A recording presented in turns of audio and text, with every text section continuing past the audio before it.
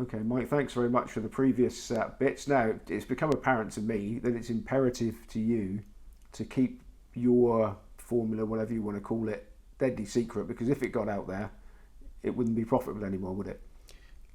I don't know if it's quite as black and white as that, but I'm certainly not going to take the chance that that might be the case.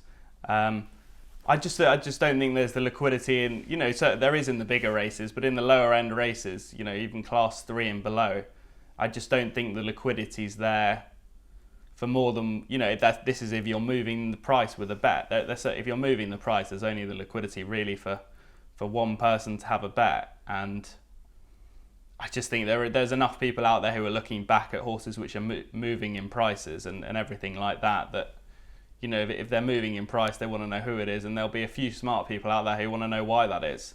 And it's just much better for me. I don't see any upsides in giving away anything anymore.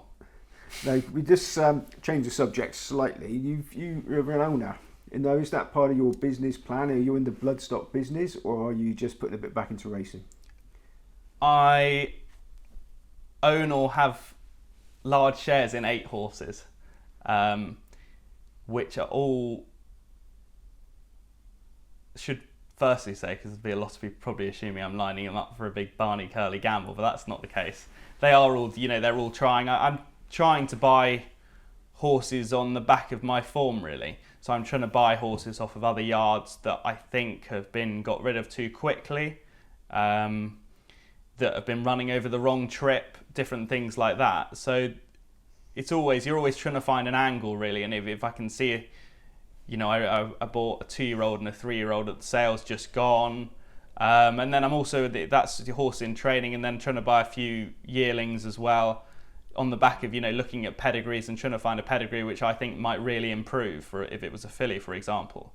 Not trying to give a bit back for racing. I'm never trying to give a bit back, if that makes sense, but always there's an angle to everything, really, and I suppose that I'm more trying to use the angles I've found through form to then try and buy horses which I think are the right horses to buy. Now, you were telling me that things started with a bang with a horse called Black Minstrel that people assume you had it spark off with. Can you tell us a little bit about that, please? This is So, as in one of the previous parts, my dad owns quite a few horses, and long story short, he had a horse with Amanda Perrett who was working very well. A Dylan Thomas, I think he was, called Black Minstrel. He ran in this very hot Sandown maiden. He ran very well on debut, and then from then he just went backwards, to be honest, doing his best, but he started bleeding, he had problems. I mean, it was so bad that this horse, who'd run very well on debut, probably to a mark in, close to 80, was then running so badly that he went to the sales that year and not one person bid on him, so we had to take him back home. It was that bad. I mean, someone could have picked him up for 800 quid, and they didn't. Anyway, Amanda very kindly took the horse, kept him at home. I mean, he had 2 years off the track. His problems were that bad. But anyway, the horse went back into training after 2 years off and started working like the 80, 85, 90 horse that he'd once promised to be. Apart from now, he had a rating of 58 from the handicapper, and was working very well. Anyway, Amanda rung Dad up and said, "I've got this horse, you still got him. Do you want him back?" I think Amanda would have felt bad if she'd taken the horse and then it'd gone to do quite well with it. Anyway, Dad wasn't interested.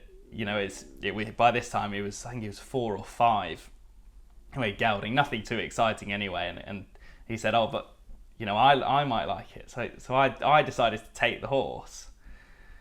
Obviously, if you get offered a horse rated 90 that's 90 horse rated 50 or 57, then you do it. So anyway, he'd been off 2 years, and we very cheekily asked the handicapper if because of his time off, if he might drop him a few pounds. So the handicapper kindly agreed, and he dropped the horse to 55. Anyway, so now we're lining him up for some 0 to 55 at anywhere. He's one of these. He's had a racecourse gallop at Lingfield. I mean, he basically can't get beat. And he goes to Lingfield. Anyway, he gets put in this thing. There was only 7 runners, something like that. He goes in at 33 to 1. We didn't tell a soul, apart from everyone else in the entire world seemed to know. and the next morning he was 5-2. So I didn't get any of the jazzy prices, but started backing him at 5-2 down to about, I think, 7-4 or something like that. So I was in that region, probably an average price of only about 2-1. Anyway, I think absolutely everyone in the world seemed to know. Went to Lingfield, and the questions were already being asked. Anyway, this horse went off 4-5. He went off in a 0-55 handicap round Lingfield. I mean, he was the ultimate good thing. Jim Crowley rode him, and he managed to get stuck in a pocket on the rail going round. And the leader had kicked 4 or 5 off the bend. He had less than 2 furlongs to go, and any other horse in sort of that grade or even a grade or 2 above would never have got there. Anyway, I'm still to this day don't know how he got there, but he had 5 lengths to make up in the straight, and he won by a length, I think, which was brilliant. But sadly, I mean, we managed to get him right for one day, and he actually never came good for us again. But so we ended up we sold him on after that, and thankfully he was picked up by the new connections who had 1 or 2 good days in the sun with him. So he had a good life after that. Now, does your connection with yards, do you ring up and say, like, we really fancy this one today? If it's somebody else's, is it fit? I don't ring up and do that. I might slyly try and find out. I'm probably in a position that I can find. I mean, normally they are fit. It's not really sort of it doesn't happen very often. To be perfectly honest with you, there'll be some things in racing which I'll see that I have to carefully manage who I tell. But if there's a big draw bias or a track bias somewhere that I've seen, then, and I fancy the trainer's horse, then I might ring him up and tell him about it.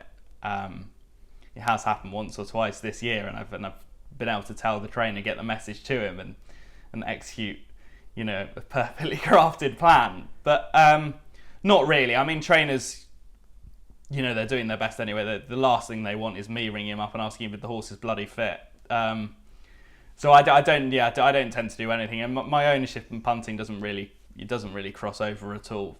They're 2 separate things, really. My punting's all based on form and analysis, and the ownership side is normally quite, better class horses that are always doing their best anyway. So your knowledge of Bloodstock doesn't drift into your betting, then? You don't sort of do a study on stallions, on the sort of surface they perform best at, that sort of thing? It definitely helps. I'll run all the stats, and I'll know about all the stallions and their different quirks, for example. There's a stallion called Sepoy out there at the moment, who, if you should check out his stats when they've been gelded, that something like that probably has a big advantage on me in terms of punting as well as knowing them, and then also trying to buy horses in training as well. There'll be a lot of owners and trainers who don't realise something like that they need to be gelded, and if you can buy a 2-year-old colt by Sepoy and geld it before it's 3, then he could have any amount of improvement in him. And I suppose, knowing their surfaces, the different grounds and things like that, it's always trying to buy good horses. I mean, just on the back of form, I bought a horse he's retired now, called Mind Your Own Business, who was a all-weather, he was a brilliant all-weather horse. Who bought him rated 90, maybe 91 or 93, and he was rated 114 for us within about 8 starts on the all-weather. And that was just form analysis. We bought him as a 3-year-old gelding, and he was a brilliant horse. So going back to punting, what do you think what sets apart the characteristics of a professional punter to a recreational punter? Discipline's probably key. And then I suppose in terms of trying to say how a recreational punter could get better would be that they probably have to specialise in something. If you really wanted to turn, I don't think I really want to advise somebody to be, you could definitely be a pro punter. It's a very different game now to when it was when I started. I really think it is.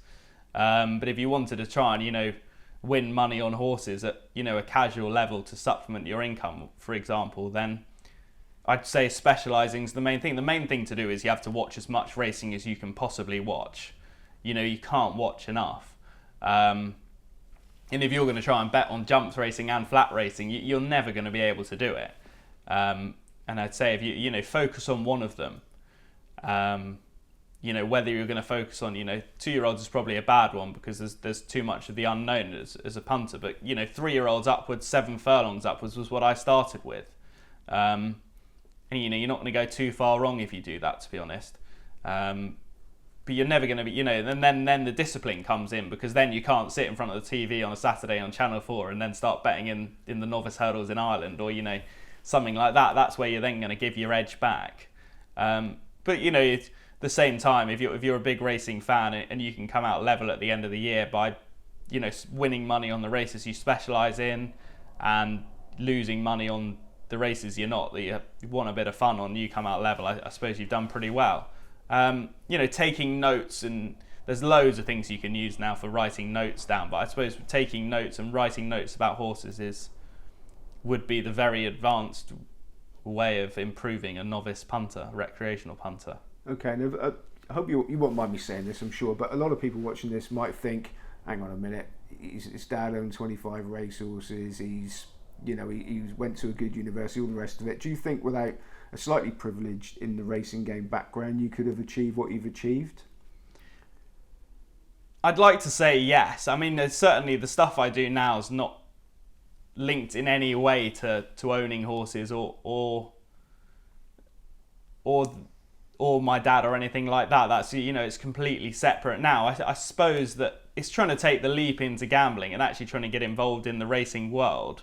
I was lucky enough to be in a situation where I knew a lot about horses before I started. I wasn't going in blind, but you're not going in against the unknown in a way. You just have to work hard to get a good base level. But I still I don't think I would be a professional punter if my dad hadn't been involved in the sport, because I don't think I'd have come into contact with it, and I don't think I'd have ended up being knowledgeable enough to not work in the city. So I think if my dad hadn't been involved in the sport, I'd probably be working in the city. But had I gone down the route at the time regardless, I'd like to think that, it would still have worked out the same way. So is pro punting something you see, so you're a young man still, is it something you see as a career, or are you going to make as much money as you possibly can and get out while you've still got an edge, or what before your edge runs out? No, I think I'm trying to make as much money as I possibly can now, but will I be 70 years old and sitting in office, or will I be 65 or 60? No, be long gone by then. But I'm not planning on packing up at 34. I can't see myself doing anything different. So if I get to 40 and retire, God knows what I'd do after that. I'd be so bloody bored. So no, I can't see it.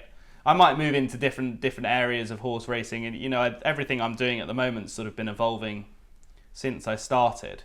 So everything I've been doing this year was different to last year, just in a way that I think I'm getting better. Really, I'm definitely nowhere near completed racing kind of thing, but I feel like you can learn so much every year on racing. There's so many avenues and angles in racing that just because your edge dries up in one area, it's probably, if your edge dries up in one area and you can't readapt to make an edge in something else, you're just doing it wrong, really.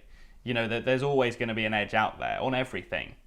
At the end of the day, it's your opinion versus somebody else's. So I think you've just got to really, keep going. And, if you're good enough, you'll readjust anyway. All the best gamblers have always done that. There's not really stories of the best gamblers who've made, multi-millions and then given it all away by the time they're 40. If they've done that, they probably weren't really quite as good as everyone thought they were in the first place. So the bookmakers can't rest in their beds easily just yet then? No, not quite yet. No, I'm not going anywhere, I'm afraid. Brilliant, Mike Spence. Really a pleasure. Thank you very much.